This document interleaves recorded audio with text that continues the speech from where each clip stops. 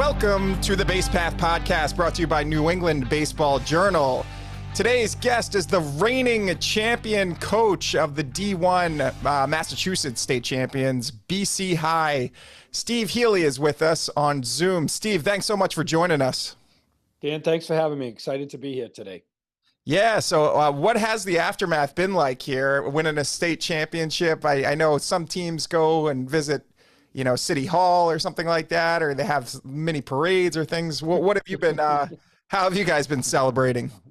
We got a trip to Fenway out of the deal. Nice. The Red Sox honor not just the Division I, but they honor all the baseball division champions as well as softball and all the other spring sports. So we had a night at Fenway where we got to walk on the warning track and get our pictures taken in front of the Green Monster and meet some of the players, and all the families got to sit out in the bleachers together. And it was a 75-degree and sunny night. It was perfect. We had like 27 of our players there and their families, and it was a really nice way to kind of cap off the win. What was the scene like? What meeting players were? Was it in the clubhouse, or how did you get a chance? No, some of them just came by as they were like, we were out in the triangle in center field, and we had to be there super early. And, like James Paxton was pitching that night. So like, as they would like stretching and doing their pregame exercises, like some of them would just stop by and say hello. And when we got to the Green Monster for a picture, they were playing the Mariners, and they had just acquired Randy Arozarena. And he jumped in a picture with us. Oh, nice. And he high-fived all the guys, and he was mugging it up. He was very personable, and he was a fan favorite with the kids. That's great. And how will you, as you reflect now, probably a few months after you've had time to process it all, how will you remember that championship season? Like, what was it like to be a part of that run? You'd like another one, but if another one doesn't come along, I'm good. Like it was a wonderful group of kids that kind of had one thing in mind, was to win it. And they sacrificed so much to get there. We had almost gotten there the year before, and we had lost to Taunton in the Elite Eight round, 3-2, and it was a heck of a game. And they made one more play than us. And we got on the bus at the end of the day, and it was kind of like tears, and we felt miserable, but you looked around and it was like, this guy's back, this guy's back, this guy's back. So it was a lot of sophomores and juniors, and we kind of felt good coming into the year. And we loaded up the schedule. We put Taunton back on the schedule, and we played a really difficult schedule, and we had some adversity along the way with injuries, and things just down the last week of the season, things kind of came together for us. And then in the tournament, we just kind of took it up to another level with each round of the tournament. It was just like, the quarterfinals against a really, really talented Springfield Central team. Those guys were good. They were really good. And we played our best game of the year up until that point, and I thought, wow, we're not going to play any better than we did today. And then 3 days later, we got Leominster, and Angel Baez is on the mound, and we beat those guys, and we took it up another notch against them. And then you get the championship game, and you got Shrewsbury, who had beaten us twice, with Brady Shea, who he shut us out with 18 Ks earlier in the year, and it was just like, okay, we got one more mountain to climb here, guys. But I promise, if you get over this one, you're going to be in the promised land. And we played a really good game against St. John Shrewsbury for the championship. So it was a very resilient group, and a group that kind of, they always say, like, you don't rise to the level of the competition, you sink to the level of your training. These guys trained really hard all year long. They didn't, every day in practice, they gave me everything they had. I never walked off the field with this group thinking like, we got cheated today. They didn't empty the tank. These guys emptied the tank every day, and it started with our leaders, Liam Kineen and Sam Keene and Cole Bohane, our three captains, and it just kind of filtered down to our sophomores that were on the team, and they all bought in, and they were all pulling in the same direction. That's interesting that you said you experienced their kind of love for training and their love for practice, because now you hear so many high school and travel coaches say, the players these days, their summer schedule is just games. They're playing 30, 40 games a summer. They're not practicing as much. And, they don't have that zest for it. They don't have that passion for practice. Do you think that was unique for these guys to like come in every day and work as hard as they could at practice, given, the amount of games that are available to these guys in the summer now? Yeah, what I think is different is the intensity of the games they play in the Catholic Conference and in the Massachusetts State Tournament versus their AAU games. A lot of those games are on time limits. If it's 2-2 in the fifth inning, oh, you got to get off the field because someone, like they never get to finish in certain cases how that's going to play out. And then, every game in our league is a one-run game. So it's almost like it begins in the fifth inning for these guys. And then the tournament, 3-2 with Leominster, we're down going into the bottom of the fifth. You play with a lot more pressure in the MIAA tournament than you do in AAU. AAU is great. I mean, there's nothing wrong with it. It's just, I think the intensity, and if you lose on a Saturday morning in an AAU tournament, you probably have 3 games the rest of the weekend. Right. You lose on Saturday in the MIA tournament, you're done. You lose Catholic Conference game, you're probably not going to win the league. So it's the stakes are higher, the pressure is higher. I think that's the major difference. And then you did highlight it, that the number of practices we have versus an AAU team, it's far more with the high school teams. And what do you think about the structure of the tournament? I know it changed with the MIA a couple of years ago, where there's no sectionals anymore.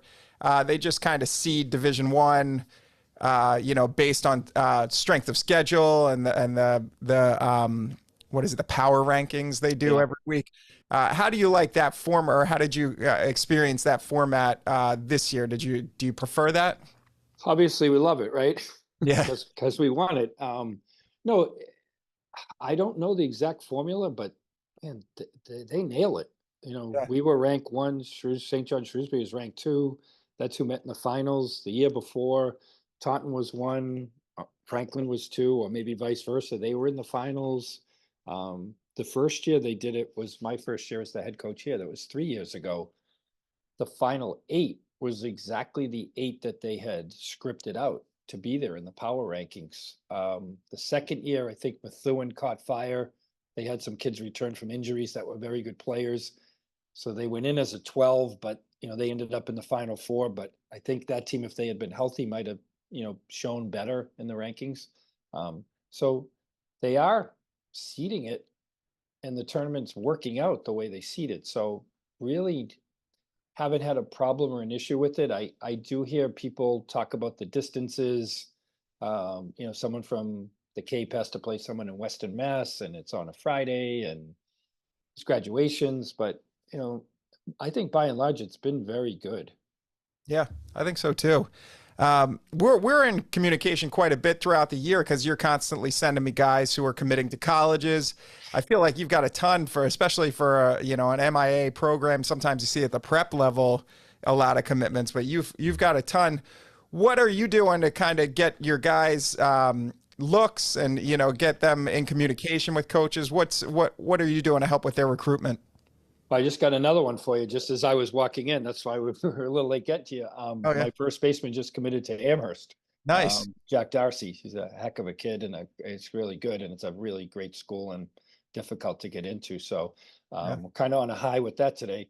Yeah. But yeah, no, we have have great facilities. The field just won the Region 1 high school field of the year. So that encompasses New York and New England. And so that speaks for itself when you get a field that is a replica of Fenway Park. So we have a great place to train and practice in. We have great indoor space here with cages and plenty of gym space to run anything we really need except pop-up drills and fly ball drills. So we have we have the facilities, and then, you know, we play in the Catholic Conference, which is, if you want competition, the Catholic Conference is a great league to play in. And then we try to load up with our non-league games with the best teams out there. So, and then you add in, you know, the academic piece and the spiritual piece of BC High. You know, we have the moral compass with the Jesuit values, and, you know, you look at where these guys are going. You know, we had Liam Caneen is at Princeton this year, Sam Keen's at Cornell, Cole Bohane's at Tufts, Brady Lane got to Brandeis, Jake Taylor committed to Columbia, Tommy O'Donnell's Bowdoin, Wyatt Miller's Babson, Jackson Richards UMass, Jack Darcy just got Amherst, and we have a couple of juniors that, you know, they're gonna, hopefully it comes together for them. They're good enough. It's just a matter of where they're going to decide to go. So I think it's like, we have great facilities, great education, great competitive schedule. And I think we have a coaching staff that, especially on the lower levels, is purely focused on, I don't care if they win. And I tell those guys that all the time, is develop, and get them ready for the next jump. So I think that's what's working for us. Yeah, and you spent some time at those lower levels before becoming a head coach at BC High. You were, spent 13 years, I guess, as an assistant. Yeah, I had 13 years as the JV coach. Yeah. So I would assume that kind of impacted your philosophy of development at the lower levels. How did you kind of grow as a coach over those 13 years? Well, what you see you see, like, we had a kid, Chris Mondesir, last year that didn't play as a junior.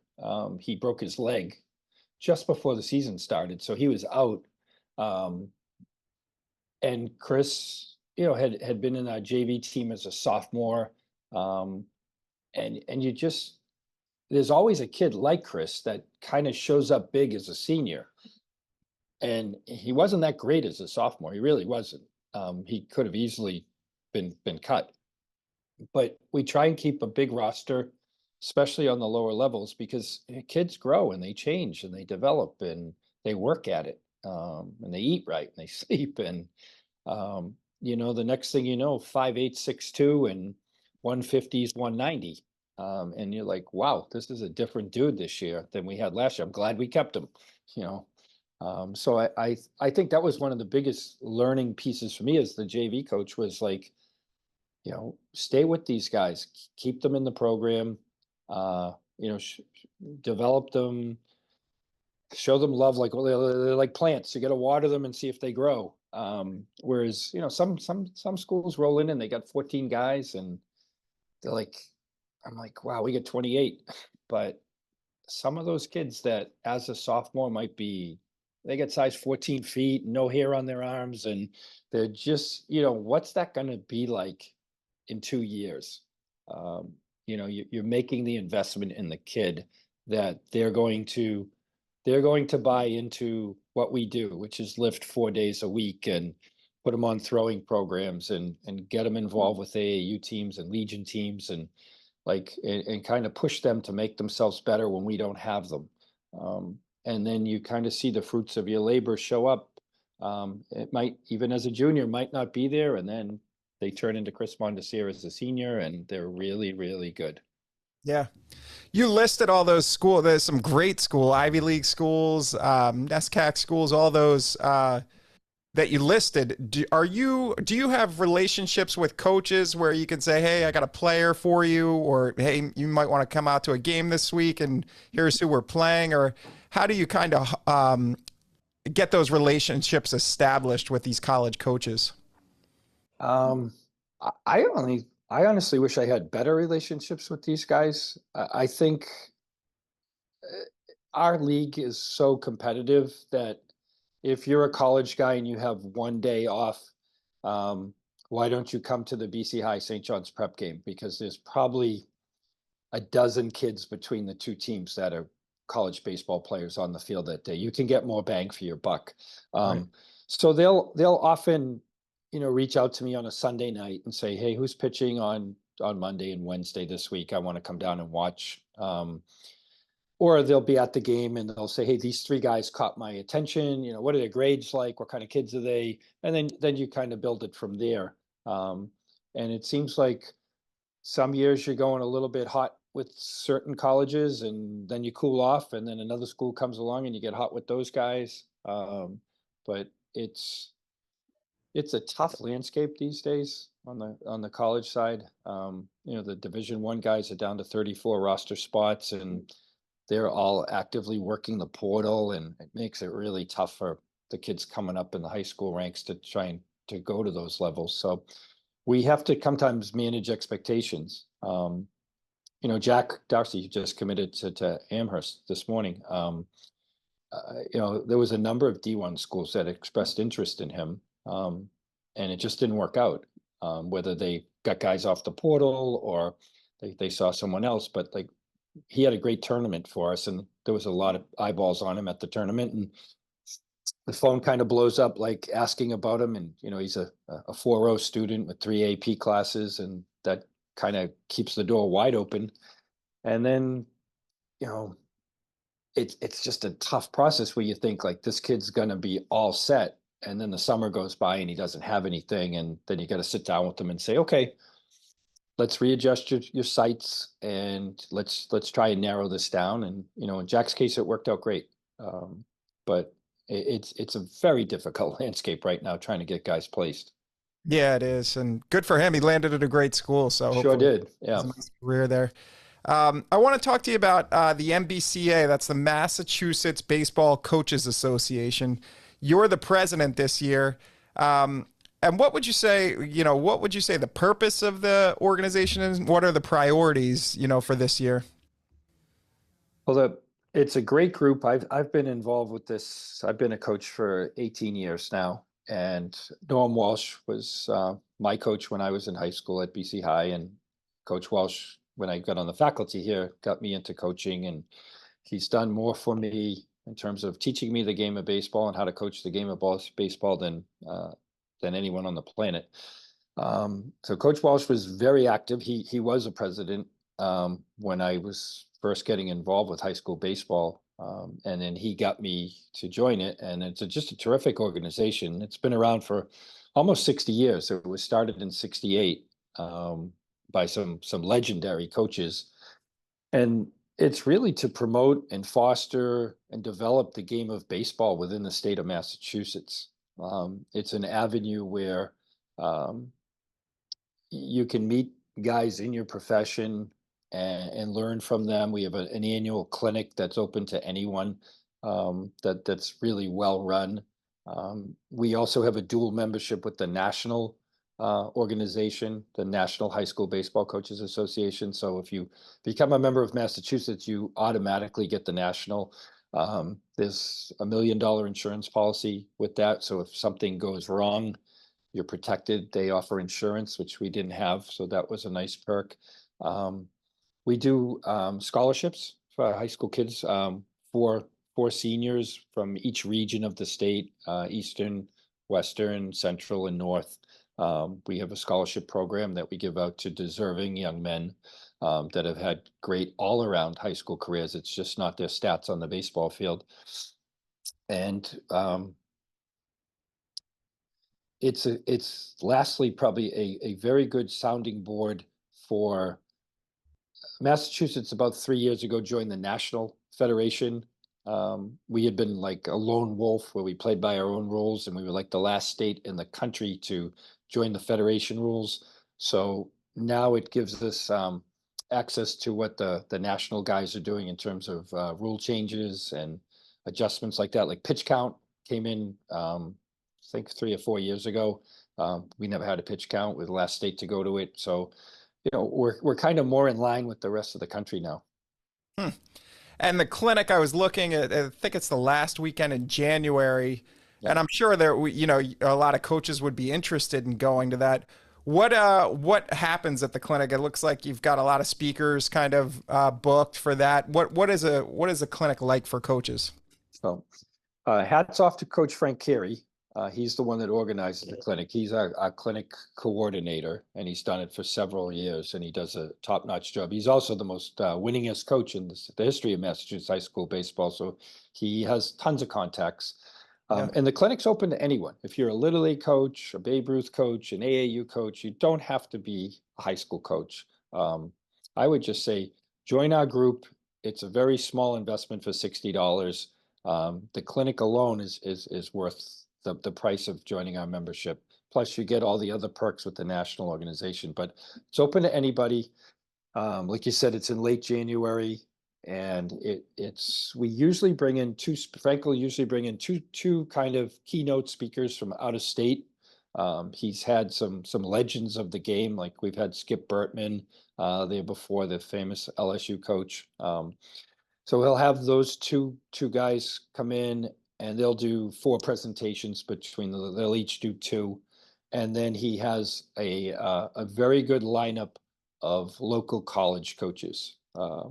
So we have like Salve Regina, Nichols, Boston College, Tufts, Westfield State's coming this year. So he always mixes up that lineup of college coaches. And it's kind of an intimate setting. We do it up in Wakefield at the 4 Point Sheraton. They treat us great. And, you sit around at round tables, and the presenters kind of at the top of the room, and they go for about 35 minutes, and they do their presentation on, you kind of mix up the topics, whether it's pitching or hitting or strength and conditioning or the mental game. And they'll have a topic, and then you'll open it up for a short Q&A session, and the speakers are always available. That's what I like about it versus some of the national conferences where the speaker gets off the stage and they're gone, or there's like hundreds of people in front of you to talk to them, and you're missing the next speaker. Our conference is small enough where you can get FaceTime with every clinician that we present and have there. And the guys usually stick around, and they're great. They'll talk baseball with you as long as you want.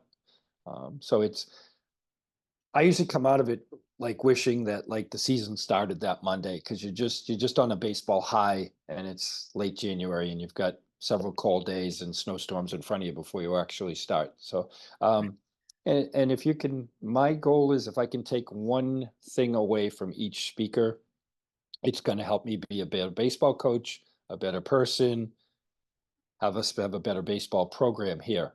And the kids always know I'm going to these things, because I'll tell them, hey, I'm going to the conference this weekend. We're going to have some good stuff coming back. And they're all, when I get back, Coach, what'd you learn? What'd you pick up? What'd you steal? And I usually name the drills after where I get them from, and they'll be like, what do we got this year?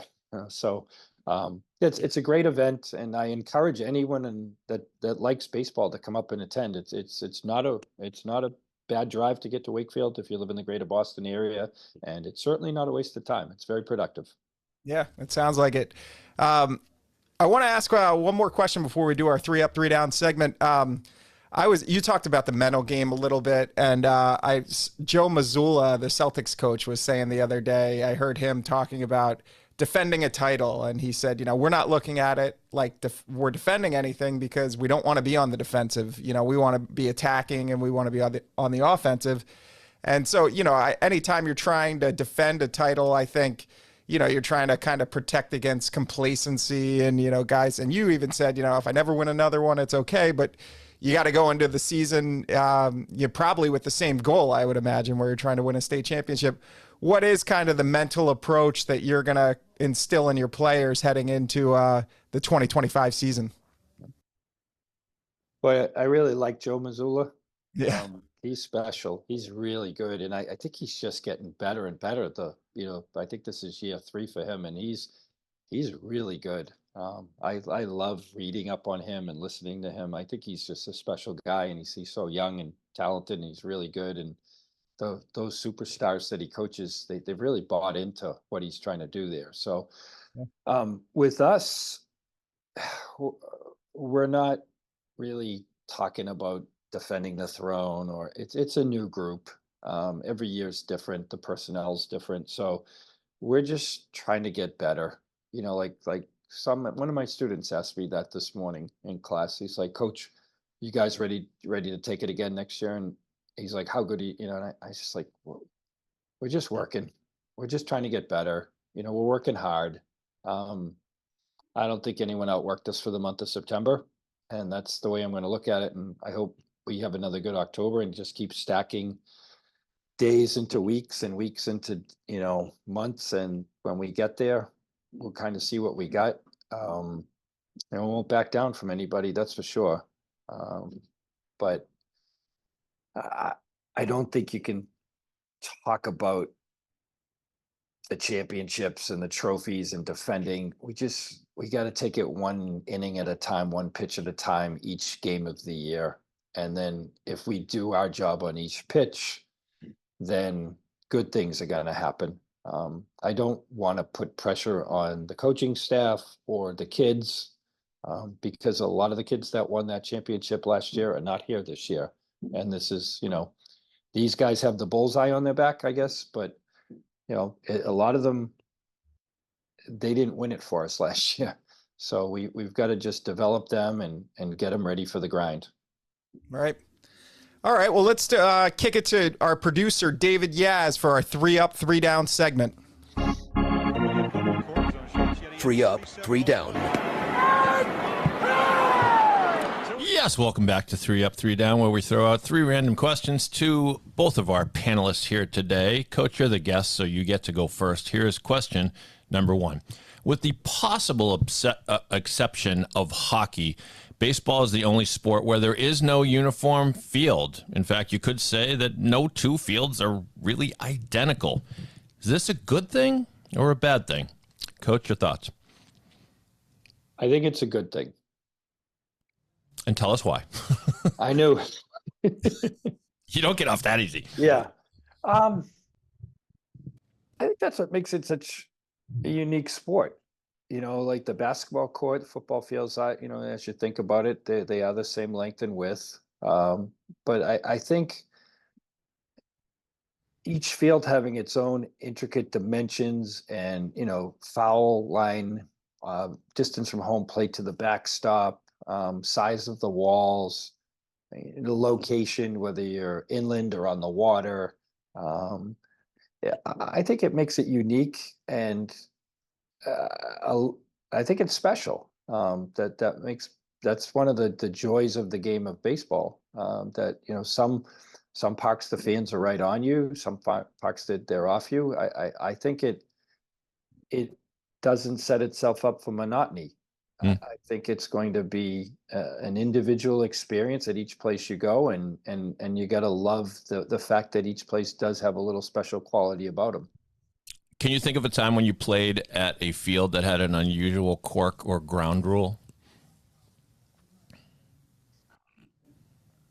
Yeah, when I was the JV coach, we were playing down in Brockton, and on one side of the field, if there was an overthrow, you could go get the ball. If it hit the fence, you could go, it was a live ball. And on the other side of the field, if there was an overthrow and hit the fence was dead.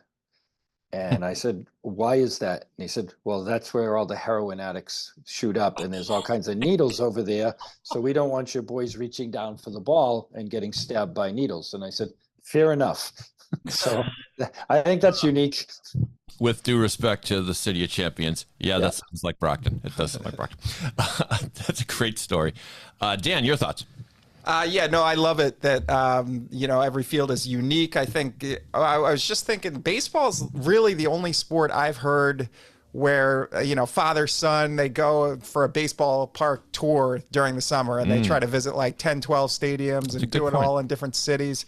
And I think that is because every stadium's unique, every field is unique, and you're kind of touring and seeing, you know, where the professionals are playing. And you don't really see, I mean, not like you'd go to 8 different NFL stadiums in a year or, you know, a bunch of basketball courts or arenas. So I think that's what makes baseball so great is, you know, all the different unique stadiums. When the Henry ownership took over in Boston, there was talk of demolishing Fenway Park. One of the possible plans was to preserve the left field wall as sort of a museum. And I thought that was an interesting plan. It never happened, of course, but They wouldn't do that to preserve like one wall of the old Boston Garden. No, certainly not. Nor the old Foxborough Stadium for that matter. Anyway, I ramble. We move on to question number 2. Dan, some estimates say that for a 9-inning game of baseball, the ball is actually only in play for about 7 minutes. How then is baseball still an exciting sport? Well, I think if you get really into what happens outside of those 7 minutes, it can be really fun. You see what pitch, the game of cat and mouse between batters and hitters where, you're shaking off pitches. And, but no, I think, keeping the scorebook, in your lap and scoring the game can be fun. Visiting concession stands and all that stuff. It's all part of the experience of going to a baseball game. And so, I guess it's only 7 minutes when the ball's in play, but there's so much fun stuff happening outside of those 7 minutes that it still makes the game really fun as a spectator sport. I almost had a question about keeping score and how much fun it is, or it used to be when I was a kid. So you almost anticipated that one, did. Yeah. Well done. Coach, your thoughts? There is so much that goes on in between pitches in the game of baseball. It's about 15, maybe 20 seconds. And, I think to the casual fan, they're taking a sip of their drink or they're writing something in their scorebook. But to a coach, it seems like it's flying by because you're always, I'm trying to think a couple pitches ahead, and it's like shooting a game of pool. You're lining up your next shot while you're on this shot. And, all right, we're coming high and tight with this pitch, but we're just sending the batter a message because we really want to go soft and away and have them get them out on the next pitch. And, the casual fan's not looking that way, or you just, you're going low and away and you're just moving the center fielder and the right fielder where you want them and the shortstop, and they hit the ball exactly where you positioned them. And it's such a rewarding feeling. And that's the game within the game. That goes on in that 15-second span that just, my wife is a big baseball fan, but I will try and explain to her when we're watching a game, like some of those nuances. And she goes, now I know why you love this so much, because there's way, way more to this than meets the eye. Right. Does it become frustrating to be criticized as a coach when whoever is doing the criticism doesn't take into account the fact that the decision that you're being evaluated on, you maybe had about 20 seconds to make that decision, and it was one of like 100 you made in the game? Yep.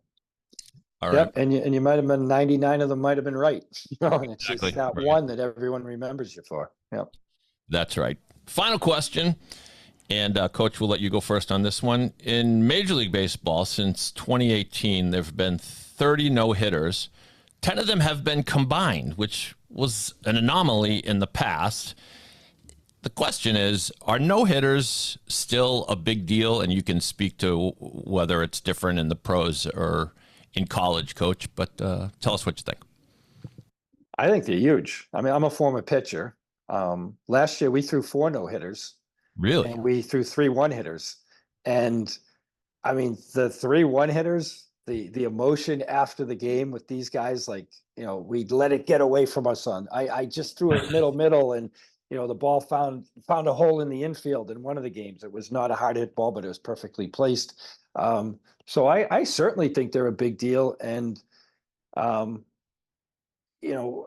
of the 4 were combined, where it was early in the year, and we certainly weren't going to let the kids throw 7 innings, but like we had opening day, we threw a no-hitter with 3 guys, 3 innings, 2 innings, 2 innings, and we chopped it up. But no, I think they're a big deal. I think they should be celebrated. It represents excellence. It represents dominance. I think it's things that we want our pitching staff to embrace and be in attack mode and shut guys down and go after it. So I'm a big fan of promoting the no-hitter. It occurs to me as you're describing that it may be a thing that is truly unique to baseball. In different sports, you can have certainly individual accomplishments. A quarterback can throw 6 touchdowns or whatever, but it doesn't have the same dynamic of something that builds, 5 innings, 6 innings, 7 innings, still no hits. The suspense is incredible. Dan, your thoughts? Yeah, I don't know that I place the same value on the combined no-hitters as the one pitcher doing it himself. But, you know, I understand, you know, you see people that get upset about it and they're like, oh, this pitcher got pulled after 7 1/3 when they had a no-hitter going. And I understand, you know, since Pedro got left on the mound for too long, we all kind of know the diminishing returns of leaving guys in after 100 pitches and then the risk for injury. So I understand why it's happening. And I'm not going to, you know, scream that, oh, I liked it the way that it was when they let the guy go to 140 pitches and then next thing you know, his career's over because he needs Tommy John surgery. But I do like the single, you know, pitcher no-hitters a little bit more than the combined ones, I would say. Terrific job, both of you, on 3 Up, 3 Down. We're up against the clock a little bit here, Dan, so I turn it over to you to wrap it up. Okay. Thanks to BC High coach Steve Healy for joining us. Rate, review, subscribe to the Base Path podcast on your preferred platform. Thanks to our producer, David Yaz. The Base Path podcast is a Siemens Media production.